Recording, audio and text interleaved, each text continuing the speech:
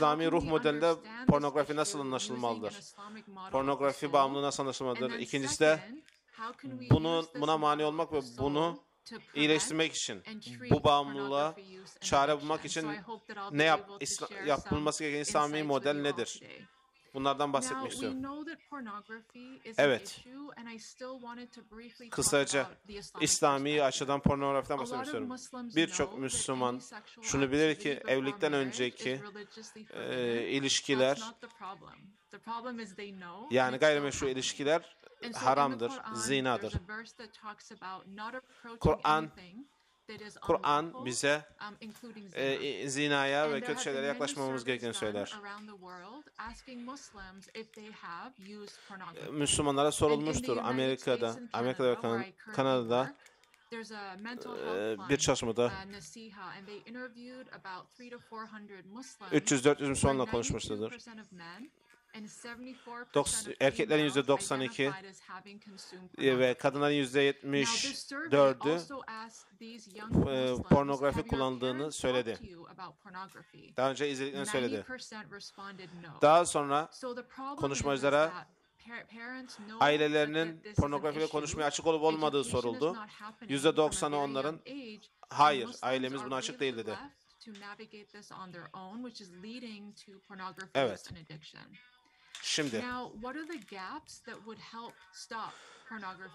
neler yapabiliriz pornografiye mani olmak için? Önce çok ciddi bir eğitim olması gerekir. Onlarla gençlikle nasıl konuşacağımızı bilmeliyiz. İkincisi, birçok aile şunu der, pornografi haram, bunu izleme.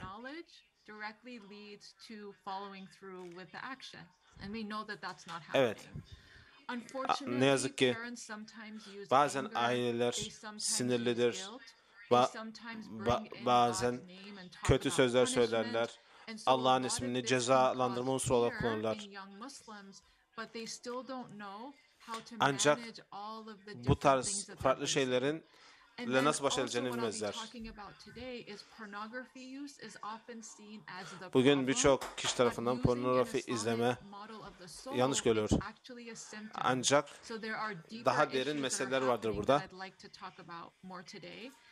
Aslında bu bir semptomdur. Pornografi bazı şeyin semptomu, göstergesidir. Birçok pornografi mani olma programında yani gayrimüslimlerin inşa ettiği birçok modeli alınıp bunlar İslam'a eklemlenmeye çalışıyor. İslam'ın ruha nasıl baktığını unutuyoruz böyle durumlarda. Ruh nerededir? İslami psikolojiyi nasıl kullanabiliriz burada? Pornografi bağımlılığı anlamak için İslami psikoloji bize ne söyler? Cebrail hadisini biliyoruz. Ve İmam Gazali'nin İslami psikoloji modelini biliyoruz.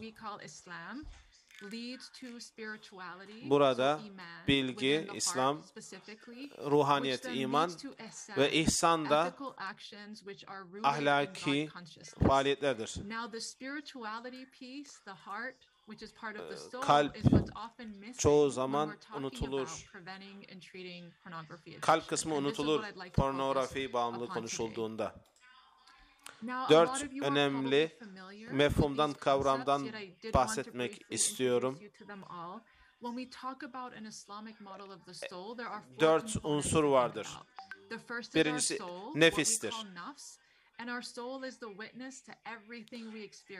İç bakış, yaratılmışsa içten bir bakıştır. Nefis. Her şey, dışarıdaki her şey bizim üzerimize tesir bırakır. İkincisi ruhtur. Hakkında az bir bilgiye sahip olduğumuz bizle beraberdir. Bazen pornografi bizim daha yüksek manevi geçişlerimize mani olur. Üçüncüsü ise kalptir. ruhun merkezi, Allah'ı bilmekte merkezi bir rol oynayan kalp.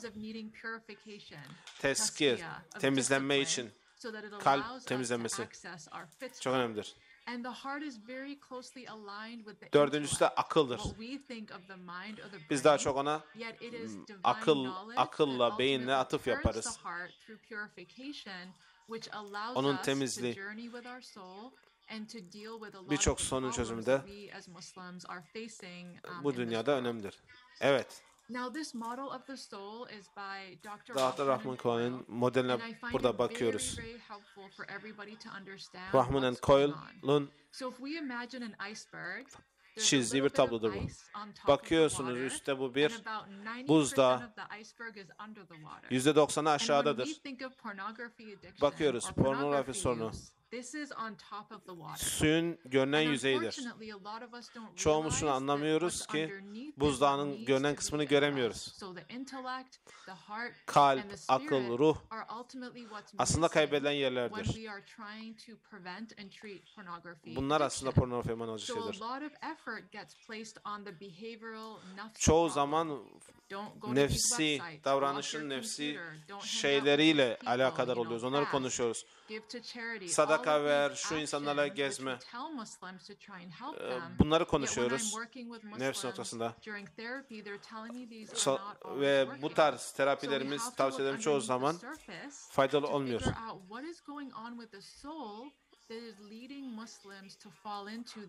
Bu alışkanlığı aslında kalbimizde sebep olan şey nedir? Orayı görmüyoruz. Yani buzdağının görünen kısmını görmüyoruz.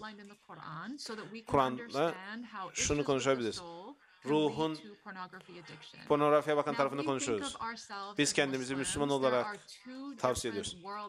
Biz iki dünyada yürüyoruz. Biri afaki, biri enfüsi. İçe doğru, dışa doğru iki dünyamız var. Bu dünyada yaşamaya mücadele ediyoruz. Allah'la olan irtibatımızı sıkı bir şekilde tutmaya çalışıyoruz. Bundan pornografi noktasında buradan bahsetmek istiyorum. Kur'an'da ruhun yolculuğu seferi, seyri seferi için 3 ayet vardır.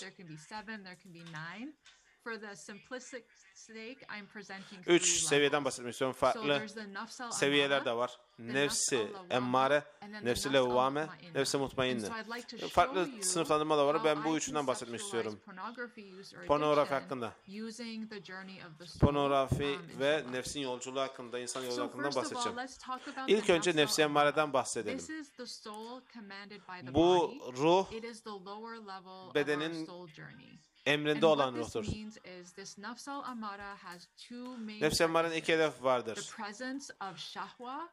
Zevk almak, ikincisi de sinir, gazap. Yani şehvet ve gazap unsurlarından oluşur nefs-i emmare. Bunları hedef alır. Aslında şehvet evliliğe sebep olur. Kızgınlık da bizi korumaya, yani gazap bizi korumaya sebep olur.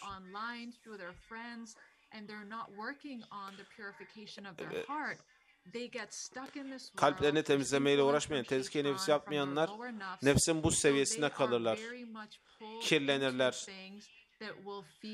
Nefislerini şehvetle beslemeye çalışır. Birçok Müslümanın pornografi bağımlısı olan birçok Müslümanın nefis seviyesi budur. Ve nefs-i emmareye baktığımızda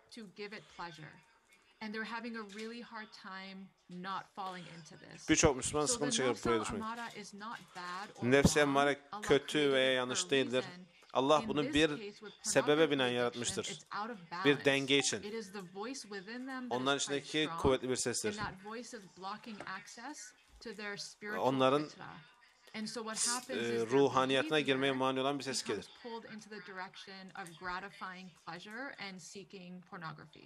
Evet. İkinci seviyemiz nefs-i lemmaya geçtiğimizde Allah'la olan daha dikey bir şeyimiz var. Bu nefs-i levvame kınayıcı nefstir. So we are thinking, my nafs voice is quite strong. It is leading me to these actions that don't feel like they're really good for me. They're not feeling like this is who Bu I benim am. için doğru olan şey And değil so a diyor. Muslim who is in the nafs Nefs-i al-lawwama levvame stage, seviyesinde when I work olan with them, birçok Müslüman they're able to stop and think about their bu actions seviyede and olan have a bit more choice in birçok what they're doing. şeye mani olabilir, So what this görebilir, means is that there is a little kendisini bit of a kınar. space between wanting to use pornography and now Şimdi starting to think about, wait, what am I buradan doing? da bahsetmek istiyorum. So this means that there has been some purification of the soul. There's more awareness Bu over seviyede those voices from şeytan, daha from the fazla dunya, that kınama is vardır. leading them to use Pornografiye mani pornography. olmak için daha iyi bir So they seviye are vardır. now able to kind of think Onlar about düşünebilir. what Yaptıkları şey they're hakkında doing. They're düşünebiliyorlar. able to think about their Tercihler hakkında choices, düşünüyorlar. and then they may decide and really work on struggling Mücadele with their ediyorlar, soul, karar so the verebilirler. jihad al-nafs, the inner Onlar struggle, nefslerle to bir mücadelesine prevent them girebilirler. from giving into their lower nafs. Nefsin düşük arzularıyla Now, the mücadelesine third olabilir. level that the Üçüncü Quran seviye talks about bahsetmek is istedim. the nafs Nefs-i mutmain al-mutmainna, nedir? the Yani soul at tatmin peace. olmuş And nefs. so this is what we as Bu bizim Muslims really strive bu bizim Müslüman for. olarak This is when ulaşmaya we are çalıştığımız seviyedir. actualizing and living with our fitra, Fıtratımızla our uyumlu spiritual seviyedir. potential. Potansiyelimiz And so we are içimizdeki in this world, güç, we ihtimal, recognize that there are kuvveyi things that ortaya are çıkartan trying to seviyedir. pull us in one direction and pull us in the other. But we have done purification of the soul. Nefsi We've done soul temizleriz. discipline. Nefs tezkiye And we nefis are yaparız, struggling, nefsimizi and temizleriz. we are at contentment with our spiritual potential. Ruhani So this kuvvemizden then memnun means oluruz. that nafs al-mutmainna is the soul of Nefs-i peace. mutmainne So a Muslim who has ruhaniyatta reached this level is no longer tatminlik at derecesidir. the pull of their pornography use or addiction. So they have things in place. Burada ruhani bir with their gerçekleşme soul, with their mevcuttur. heart, to discipline and purify Kendilerini themselves. gerçekleştirmek So için now their actions are in line with who they kendileri really are. olduğu şeyle Okay, so uyumludur the davranışları. behavior is the Burada outcome davranış of this spiritual ruhani journey. yolculuğun We neticesidir. don't want to target the behavior right Sadece away and not address the spiritual journey. That's what's happening a lot with these pornography Pornografi programs. programlarının Don't do çoğunda this, don't do çoğu zaman that. yapılan taşıdır. Şunu And it yap, doesn't şunu yap, work. şunu yapma. Why? It's not Niye working bunlar? because we're not addressing Bunlar the niçin soul, specifically the verimli heart. olmuyor? Çünkü biz So I now want to give ruhaniyatı you all hedeflemiyoruz. specific examples of what traditional Islamic scholars have talked about. Gazali gibi, Al-Ghazali, İbn Kayyim el-Cevziye gibi alimlerin bu about mesele using hakkında classical texts neler demek in istediğini bahsetmek istiyorum. present-day psychological practice Psikolojik to uygulamalarında, prevent and ruhani to treat uygulamalarında pornography buna addiction. mani olmak için. Now, when I've worked with Muslims and have traveled to Muslim Müslüman communities, toplumlarla there's a çalıştığımda very interesting difference between what Muslims are Müslümanların doing yaptığı to ile stop Müslümanların pornography use and what pornografi Islamic durdurma psychology ile would tell them to do. İslamik psikolojinin dediği A arasında lot fark of var. times Birçok parents zaman and teachers öğretmenler, and ebeveynler professionals only focus on teaching the onlar Islamic law. sadece fıkıhla So all they kendilerini teach is, don't do sınırlandırıyorlar. this, it's haram, and this is what's going to happen if you do. Bunun haram Okay? olduğunu ve So yaptığında ne olacağını theology, söylüyorlar. fiqh, jurisprudence is the only thing Onlar that's genellikle spoken fıkha about. yoğunlaşıyorlar. And then what İslam else fıkhına is yoğunlaşıyorlar. done is parents try to control a child's environment. Don't watch Şunu this, yapma, şunu don't izleme, hang out with these şu insanla people. So gezme. there's a lot of restriction, and Çocuklarına they believe birçok that by sınırlandırmalar restricting, getiriyorlar. then youth will not fall into pornography use. Pornografiden Okay? kurtarmak için And çocuklarını. then the third thing that I find Bir diğer happening şey bahsetmek is istediğim. there's a lot of stigma and a lot of difficulty to talk about Pornografi pornography konuşma in Muslim noktasında communities. Müslüman dünyada birçok And why? It's because when somebody sıkıntı vardır. hears that somebody else is using pornography, they think, oh well, you're a weak Muslim. You're a bad gördükleri zaman Muslim. You know, we have all of pornografiye these müptel rules. Müslüman, sen Why zayıf are you not Müslümansın, able sen to günahkar follow these Müslümansın. rules? There must Niçin be yapmıyorsun? something wrong Sende bir with you. sorun olmalı. And unfortunately, Ne yazık these ki approaches, bu first of all, are not working yaklaşımlar with the research on faydalı değildir. pornography use. İkinci Second olarak of all, they don't really help our relationship onlar with bizim God. Allah'la And olan in fact, they ilişkimize can create more faydalı block. olmuyor. They can cause a lot of spiritual guilt, and they can cause Birçok a lot soruna of sebep olur problems that don't aslında. help young Bir Muslims. genç Müslümanlar bu So tarz on bir the yaklaşım. right side of this chart, I want to talk a little bit about an Islamic Biraz psychology İslami approach, psikolojiden bahsetmek which is istiyorum. called bottom up, which means starting with the soul. We're going to center the Evet. soul. So theology, Bakıyoruz. religious law, Dini kurallar, is combined teoloji, with spirituality and ethics, combined with ruh tasawwuf, combined ve with ahlakla akhlaq. birleştirilebilir, bir araya And the getirilebilir. reason why is because our sole purpose in Bizim this bu world dünyadaki is to perfect our hedefimiz soul and to reach Allah. insanı Union kamil with olmaktır. Allah. So the goal is Allah'ın bize insana gösterdiği ahlakla kamil, so ahlaklamaktır. reaching the perfect human state. ahlakımızı kemale erdirmektir. Burada. Evet. İkinci nokta. Ancak ruhumuzu terbiye ederek, düzgün ahlaki şeyler alarak sorumluluğunuzu açabilirsiniz. Burada Gazali modeli çok önemlidir. Bu bir vetiyedir, süreçtir. Bilginin hemen davranışla eşitlendiğini düşünüyorlar. Biliyorsan yaparsın ama alimlerimiz böyle düşünmüyorlar. Üçüncü bir nokta.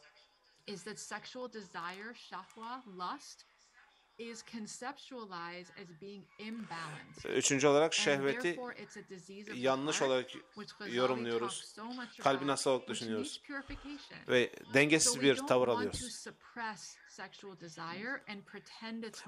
Onu bastırıp yok gibi düşünüyoruz. Bu yanlış. Onu doğru bir şekilde kullanmalıyız. Onu eğitebilmeliyiz. Şehvet isteğiyle konuşmalıyız. Ve ruhi yolcumuza, seyirüsümüzde doğru bir şekilde ele almalıyız. 3 yaklaşımdan bahsetmek istiyorum. Prevention, önleme. Çocuklar için pornografiye girmeden mani olmak için ne yapmalıyız? Bu ilk adım. İkincisi maintenance. Maintenance burada şu demektir ki onunla nasıl mücadele edebiliriz? Bu ikinci seviye. Ruhani yolculuğu. Üçüncüsü mani olmak. Yani terapi kısmıdır. İkinci ruhun yolculuğunu kullanarak, modelden bahsederek terapi yapmalıyız. İmam Gazali burada çok önemlidir. Gençleri ve çocukları eğitmede İmam Gazali'nin önemini burada görüyoruz. Öncelikle şunu söylemek gerekir ki çocukluk eğitiminin hedefleri nelerdir? İlk hedef karakter oluşumudur.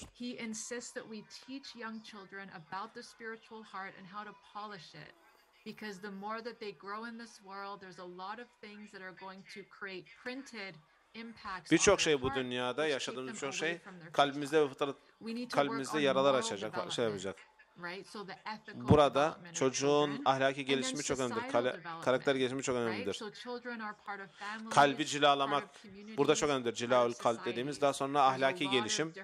Daha sonra toplumsal gelişim çok önemlidir. Ve diğer şeyler vardır. Hedefler. Yani çocuk eğitiminde hedefler bunlardır. Metodoloji nedir? Nasıl bunu yapacağız çocuk eğitiminde? Sosyal çevreyi dikkate alacağız. Birçok çocuk 2 yaşından önce teknolojiyle karşı karşıya kalıyor. Teknolojiye maruz kalıyor. Yani 8 yaşında belki de yanlışlıkla, istemeyerek pornografiye maruz kalıyor. Çocuklar neye ihtiyaç duyduğunu bilmiyor. Gazali yaşadığınız çağa dikkat etmenizi istiyor. Yani sosyal çevremizi dikkat almak. İkincisi de çocuk psikolojisini anlamaktır. Bir hadistir. Resulullah sallallahu aleyhi ve sellem bize anlatır. Bir hadiste çocukları nasıl eğiteceğimiz gerektiği.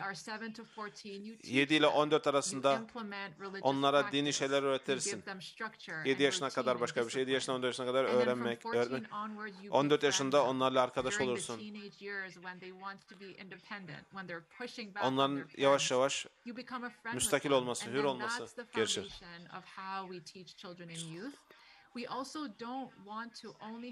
Sadece biz çocuğun farklı fakültelerine, vücudundaki fakültelere de dikkat almalıyız.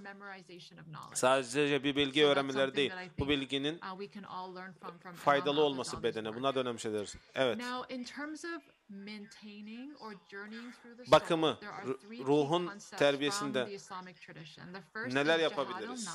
Hangi yollar kullanabiliriz? Birincisi cihat, yani iç mücadeledir. Birincisi cihat. İkincisi tezkiye-i nefstir, yani temizlemektir. I have just 2 minutes. 2 dakikalık bir şeyim kaldı, bitiriyorum. Yes, just 2 minutes. I'm so sorry.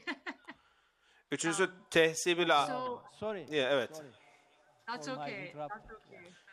Teşekkür, that's okay. So the struggle against the soul is something that we should be learning as children. Nefsimizle mücadele The second çok is önemlidir. Birincisi tasfiye, cihat, yani iç mücadele. İkincisi purification, teskiye, spiritual temizleme, worship, nefsi temizlemedir. prayer, all of the things that will purify our soul. İbadet, And then the dualar buna third girer. is Üçüncüsü tehsib gaining ve ahlaktır. virtuous traits Ahlakımızı of güzelleştirmektir. So that means that as Güzel, Muslims, we bu da have to repeat güzel certain davranışların actions so that tekrarlanmasıdır. they become habits. Tekrarladıkça And so bunlar these are all the ways that alışkanlık haline parents and gelir. professionals can teach young Muslims and older Muslims, youth and adults in terms of journeying with their soul. Evet. Now a few last Birkaç slides tane to talk slaytım about treatment kaldı. of Pornografi addiction. A lot tedavisinde. of Muslims focus so much on Birçok intention, Müslüman niyete yoğunlaşır. right? But we don't Ancak şunu realize farkında that when değiliz. we look at the soul, there are many other steps that come before intention. Niyetten önce birçok And with basamaklar var. pornography addiction, a lot Birçok of Müslüman Muslims struggle with these voices, içindeki whether it's waswas, vesveselerle, diğer whether it's şeylerle, from their soul or whether it's from the dünyadan, dunya that birçok tell şeyden them to do something, gelen şeyler. and they're not aware of how to Birçok address şey var these onlara voices. hücum eden. Onlarla And nasıl so başa this çıkacağını is something bilmiyorlar. that is very important in helping Muslims with Burada Müslümanlara yardım pornography etmek çok addiction önemlidir. is understanding the Bu process through which we go from an bir inclination to şeye, action. bir davranışa We doğru cannot giderken, just say, don't ona look at meyillere giderken hangi pornography, safhaların olduğuna control dikkat etmeliyiz. yourself, don't go to these websites. Those aren't working because they're at the level of action. They're at the very Onunla, last step. şunu yap, bunu yapma. We need to Son go seviyelerdir. back Biz to the very gerilere doğru first step gitmeliyiz. and think about Önce düşünme contemplation, üzerine, tefekkür üzerine reflection, yoğunlaşmalıyız. and helping Muslims Fikir, contemplate tafakkur buna yoğunlaşmalıyız. on what the voices are that are Gelen coming up şeyler. that are leading them to then move towards Çünkü pornography use. So one example that I'll give when I work with ben Muslims şunu bahsediyorum. is to get them to contemplate about making these voices more Bu sesler, recognizable. kendisine hücum eden sesler nasıl So I am daha aware anlaşılır that hale I'm gelecekler? having a thought that is pulling me down. It's pulling me into Beni the dünya dunya çeken bir şey var. and it's moving me away Beni from fıtratımdan my uzaklaşan bir şeyler var. Bu nasıl and I can anlayabilirim? now turn my awareness towards Allah'la olan and I can irtibatıma now dönebilirim. have a choice over Nasıl my davranışlarımda actions. So recognizing the thought is tercihlerimi important yapabilirim. first, and then intervening with it is the second step. Evet. A few other last slides in terms of treatment. Gazali'nin 6M has a şeyi var, framework which çerçevesi Dr. var. Rania Awad at Stanford has developed with her team called the 6M 6M approach. yaklaşımı. This is at the Bahsediyor. level of the nafs called tasfiyatul nafs. Excuse me, the time finished. Evet, özür dilerim ama zahmetti. I'm sorry? Time is finished now. Evet, şu anda bitti. Okay. Burada Gazali'nin 6M çerçevesine başladık. Sonuçlar. Yeah, I actually this is my last slide. You are perfect, mashallah. Teşekkür ederim. Aslında So my son last words sunumumdu bu. are to teach Muslims about this Müslümanlara, topic, we have to start with Müslümanlar şunu söylemek istiyorum ki, pornografiyle mücadelede ruhun terbiyesinden başlamalıyız. Ruh terbiyesine başlamalıyız. İslami geçmişimize bakmalıyız. İslam tarihindeki alimlerin söylediklerine kulak vermeliyiz. Çok teşekkür ediyorum sunumunuz için. Allah'a emanet olun. Thank you.